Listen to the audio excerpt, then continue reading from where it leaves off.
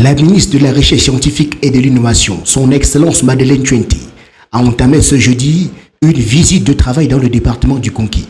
Une journée riche, marquée par les étapes à Bayangam, puis à Badjoun, où sciences, agriculture, innovation et culture se sont entremêlées. La journée a débuté à l'IRAD Bayangam, où les élites locales et les populations se sont mobilisées pour accueillir la délégation ministérielle. Après une séance de travail, Madame le ministre a remis du matériel de soutien à l'unité de recherche locale.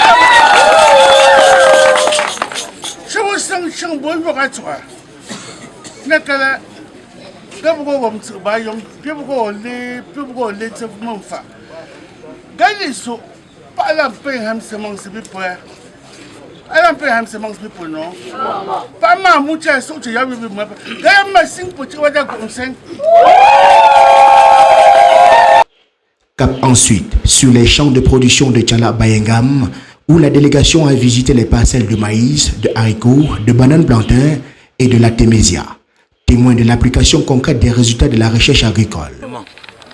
Les apprenants, en les plaçant au cœur du processus, parce que la formation n'est pas une formation descendante, c'est une formation horizontale, où les apprenants participent de manière particulière au suivi, à l'entretien du champ. Alors il était question pour nous, pendant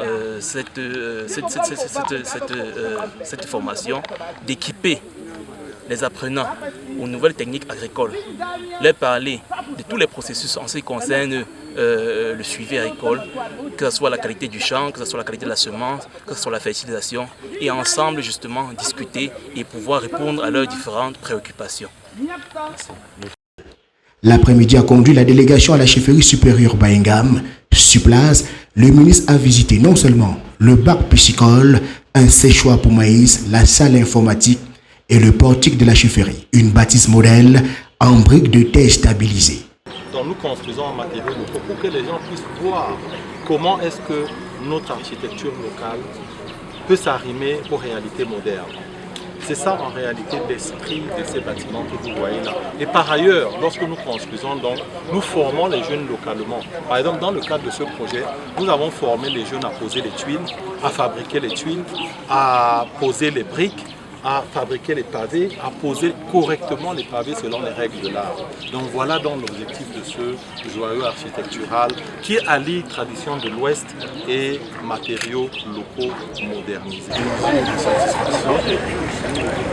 Vous savez, chaque fois que nous posons des actes, nous réalisons les œuvres en direction de la jeunesse, c'est toujours très apprécié. Et c'est le vœu de tout le monde qu'on fasse beaucoup plus pour la jeunesse. Et je profite donc de cette occasion pour dire merci au chef de l'État qui a permis que ça se fasse, à Madame le ministre qui a su la tutelle, à l'ami Pomalo qui a dû réaliser un bon nombre de projets ici, en utilisant bien sûr des matériaux locaux qui servent à une formation et d'exemple de ce qu'on peut faire avec les matériaux locaux. La deuxième phase de la visite s'est déroulée à Badjoun, où une forte mobilisation a été enregistrée, toujours en présence du gouverneur de la région de l'Ouest, du président du conseil régional, du préfet du département du Konki, des sous-préfets, députés, maires, des élites et forces vives. Le point d'orgue a été l'ouverture officielle de la mini-foire, exposition scientifique marquée par la coupure symbolique du ruban, suivie d'une visite guidée des stands mettant en valeur les différents instituts nationaux. La région de l'Ouest. Donc nous sommes venus ici avec des variétés. Nous avons donné des semences à chaque producteur de 52 groupements, permettant d'aller mettre en place des pépinières et avoir pas moins de 200 plants par groupement. Et 200 plants, je vous assure, ça va permettre de combattre le paludisme dans les zones reculées où l'hôpital n'est pas disponible. Local, tel que prescrit par son Excellence Paul Biya, avec des initiatives allant des champs agricoles aux solutions numériques. La suite est attendue ce vendredi 29 août avec la cérémonie solennelle des champs écoles paysans sur l'esplanade de l'hôtel de ville de Badjoun.